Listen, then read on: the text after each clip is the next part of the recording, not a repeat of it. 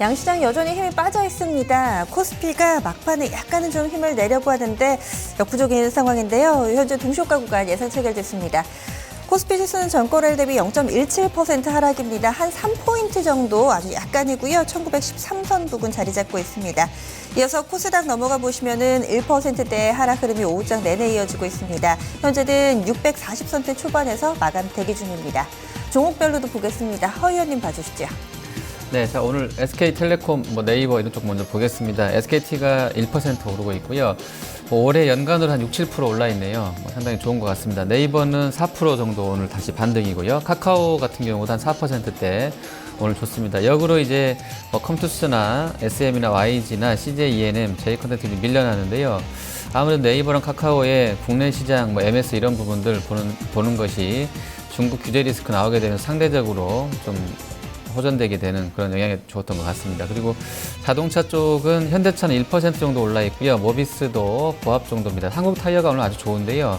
타이어가 다 좋은 건 아니라서 자체적인 이슈가 있었던 것 같습니다. 오늘 4% 급등세로 마감이 될 것 같습니다. 자, 그리고 석유화학이나 철강주들 글로벌 시황 연결되면서 같이 좋은 흐름 나와 있는데요. 현대제철이 5% 올라서 55,600원 선이고요.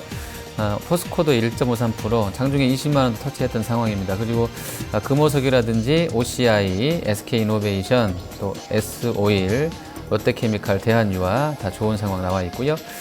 조선 쪽에서는 현대미포가 소폭 상승으로 마감 대기하고 있습니다.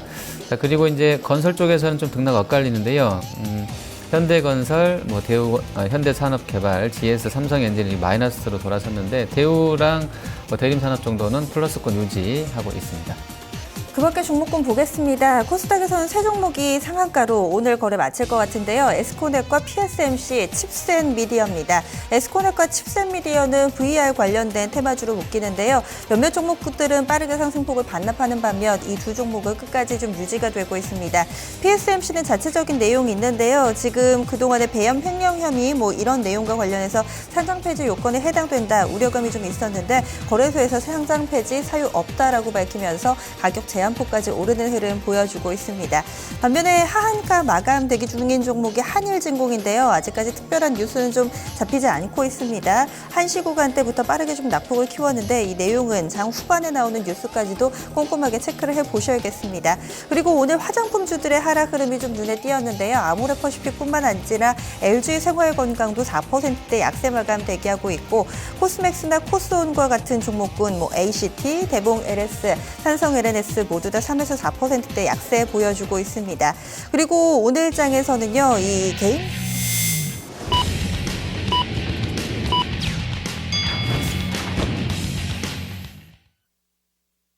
2월 23일 화요일 국내 증시 마감됐습니다. 오늘 장에서도 다소 좀 지루하게 움직였죠. 어제도 좀 밋밋했는데 오늘도 좀 비슷했습니다. 확실히 좀 에너지가 떨어지기는 한 모습인데요. 일단은 환율 동향부터 보겠습니다. 원달러 환율 장 초반에 좀 급락으로 출발이 됐었죠. 거의 10원 가까이 밀려나면서 출발됐지만 빠르게 이 낙폭을 만회하는 모습이었습니다. 브렉시트 우려도 있고요. 전반적으로 아직까지는 좀 위험자산보다는 안전자산과 관련해서 좀 매기가 좀 더 들어가지 않나 싶은데 오늘 원달러 환율 3원 30전 하락하면서 1231원 10전에 거래 마쳤습니다. 국내 증시 특징 어떻게 볼 수 있을까요, 허 의원님?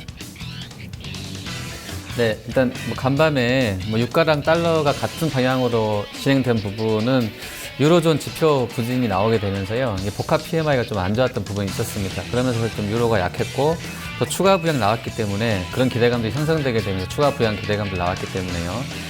달러가 강했고 유가도 좋았다고 볼 수 있겠습니다. 이러한 상황에 이제 덧붙여서 아시아 들어와서 국제유가 좀 밀려났던 상황이고 엔이 좀 강해졌습니다만 그래도 유가가 30달러 위에서 좀 유지가 됐던 상황이고요.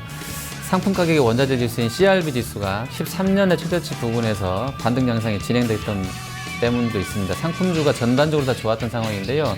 이제 글로벌 시황과 연결된다라고 볼 수 있겠습니다. 이 국내 증시의 상품주는 또 저 PBR군인데요. 이 섹터군은 특히나 보면 수급적으로 이제 유럽과 일본 또 중국의 추가 완화 나오고 나서 같이 외국인 수급이 좋아졌다라고 볼 수 있다는 점에서 의미가 좀 크다 볼 수 있겠고요. 코스닥은 저번에 화장품이 맞더니 화장품하고 음식료가 맞았었는데요. 이번에는 이제 인터넷 출판 서비스 관리 규정 시행 앞두고 중국 규제 리스크가 이제 이쪽까지 컨텐츠 포함한 인터넷 서비스 관련주까지 부각이 되게 되면서 관련주 주도로 좀 급락이 나왔다 볼 수 있겠습니다. 자, 그리고 유가 상승 나오면서 상품주가 셌기 때문에 강한 역풍으로 오히려 서비스라든지 제약 바이오가 좀 주춤했다라고 볼 수 있을 것 같고요. 수급 이슈는 1910선에서 펀드 유출 나가게 되면서 기관이 좀 매도했던 부분 좀 부정적이겠고요. 전문가 집단이라고 불리는 사모펀드 쪽에서 오늘 양시장 합산해서는 500억 정도 팔고 있다는 점들도 부정적이겠습니다. 따라서 이제 앞으로 섹터별 쏠림에 좀 주의를 해야 될 것 같은 시황으로 판단하고 있습니다. 아시아로 넘어가겠습니다. 오늘 아시아 장 초반에는 대체로 국제유가 상승 흐름에 맞물리면서 상승 출발했지만 하락 전환하는 국가들이 많았고요. 우리나라 증시와 비슷하게 일본도 그랬습니다. 플러스권 출발, 하지만 10시 구간 하락 전환이었고 마감도 마이너스권입니다. 니케이 225 지수 0.4% 하락이고요. 16,052.05엔에 거래를 마쳤습니다. 이어서 중국 넘어가겠습니다. 중국 증시가 오늘 장중 내내 좀 부진합니다. 마이너스권을 헤매고 있고요. 오후장 문을 연 이후에 낙폭은 더욱더 커지고 있습니다. 중국 상해종합지수 1.36% 하락하면서 2,887선 부근 지나가고 있습니다. 국내 증시 정리해보겠습니다. 증권통 시황센터입니다.